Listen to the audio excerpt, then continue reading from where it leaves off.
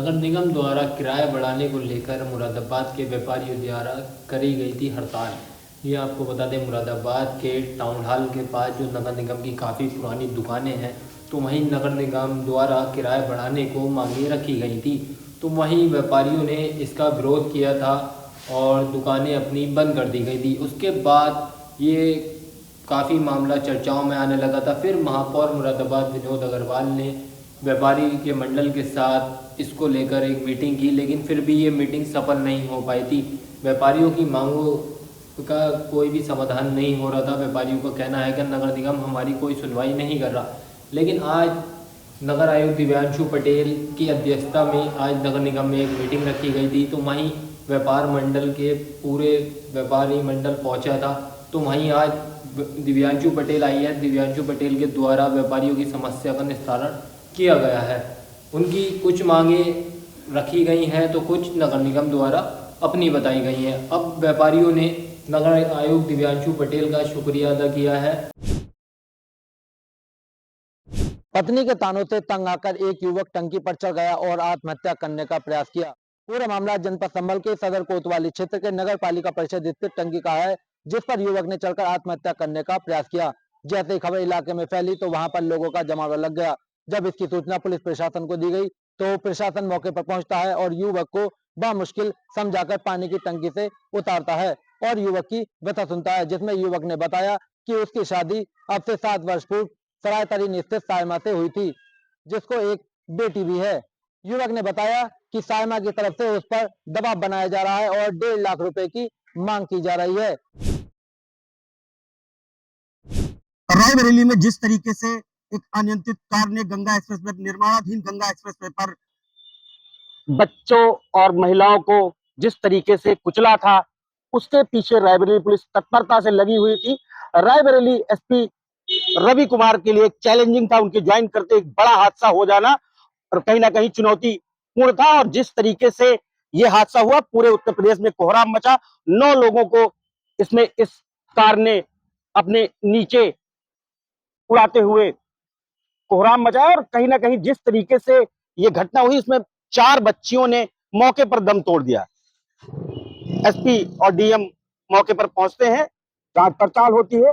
फिलहाल इस कार में बताए गए प्रत्यक्षदर्शियों के हिसाब से 4 लोग थे, लेकिन कार ड्राइवर को रायबरेली पुलिस ने धर दबोचा है और एक संगीन बीएनएस 105 यानी कि हत्या के मामले में मुकदमा दर्ज किया गया है। ये बड़ी खबर है रायबरेली की। एक्सीडेंट में अक्सर नॉर्मल धाराओं में होता है मुकदमा, लेकिन 5 लोगों के मर जाने के बाद रायबरेली पुलिस ने संगीन हत्या के मामले में मुकदमा दर्ज कर इसको गिरफ्तार कर न्याय का बिचम भेज दिया। बाकी और लोगों की तलाश जारी है।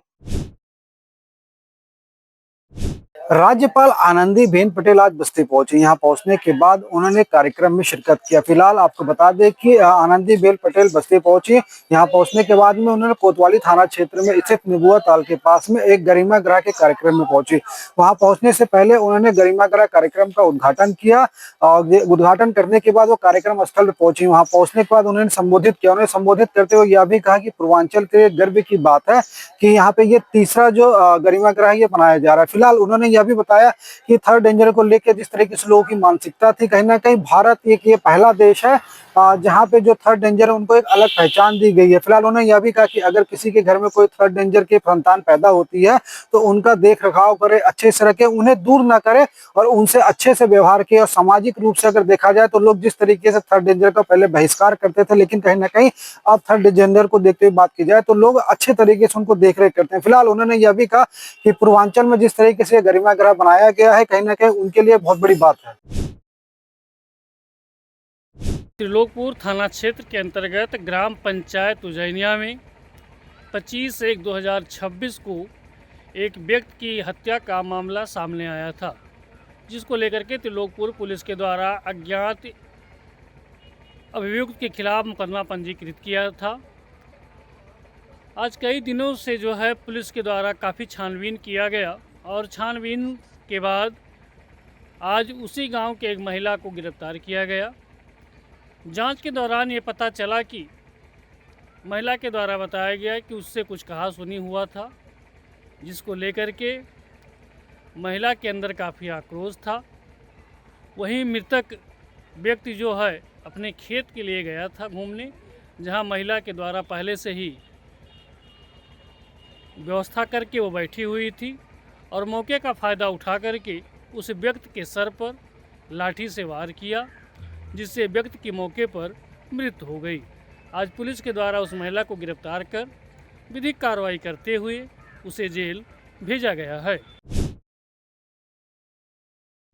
सिल्क उठाने के नाम पर एक बार फिर कहीं नहर विभाग में भ्रष्टाचार को देखा जा रहा है। वहीं बताया जा रहा है कि खनन माफिया लगातार नहर को खोद कर खोखला करते नजर आ रहे हैं, क्योंकि जब नहर विभाग के संबंधित अधिकारियों से बात की गई तो उनका कहना है कि सिल्क जो है उठाने के लिए पूरी तरीके से खनन माफियाओं को जो है आदेश दिया गया था, लेकिन अब देखा ये जा रहा है कि पूरी तरीके से सिल्क के नाम पर जो है अवैध तरीके से जेसीबी चलाकर नहर की जो मिट्टी है उसको खोदा जा रहा है और पूरी तरीके से नहर की जो ज़मीन है पूरी तरीके से खोखला करते नज़र आ रहे हैं। तस्वीरों में भी देखा जा रहा है कि जेसीबी के द्वारा खनन माफिया नहर में जो है मिट्टी उठाते दिखाई देते नज़र आ रहे हैं। देखा जा रहा है कि सैकड़ों की संख्या में लगातार ट्रैक्टरों के द्वारा मिट्टी को जो है उठाकर जो है बेचा जा रहा है और देखा जा रहा है कि नहर विभाग से जब बात की गई तो उनका पूरी तरीके से ठोस जवाब नहीं दिया जा रहा है। अब देखना ये होगा कि सिंचाई विभाग में जिस तरीके से लगातार खनन माफिया सक्रिय होते नज़र आ रहे हैं, सिल्क के नाम पर पूरी तरीके से मिट्टी उठाकर खोखला करते नज़र आ रहे हैं। अब देखना ये होगा कि आकर उत्तर प्रदेश सरकार लगातार इस पर पूरी तरीके से खनन माफियाओं पर अंकुश लगाने के लिए पूरी तरीके से प्रयास करती नज़र आ रही है। लेकिन देखा यह जा रहा है कि नहर विभाग पूरी तरीके से खनन माफियाओं से मिलकर अवैध तरीके से सिल्क के नाम पर मिट्टी का पूरी तरीके से अवैध खनन करते हुए दिखाई देते नज़र आ रहे हैं। रामपुर से एक मामला सामने आया है जहां एक तेंदुए के बच्चे की दर्दनाक मौत हो गई है। मौत का कारण आपको बता दें, एक मोटरसाइकिल के क्लच का तार बना है।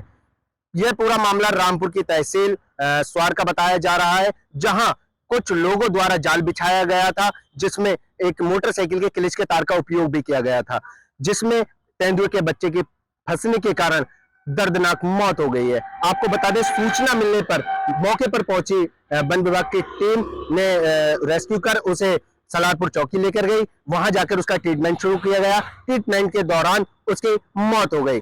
पूरी रीतो रिवाज द्वारा उसका अंतिम संस्कार कर दिया है।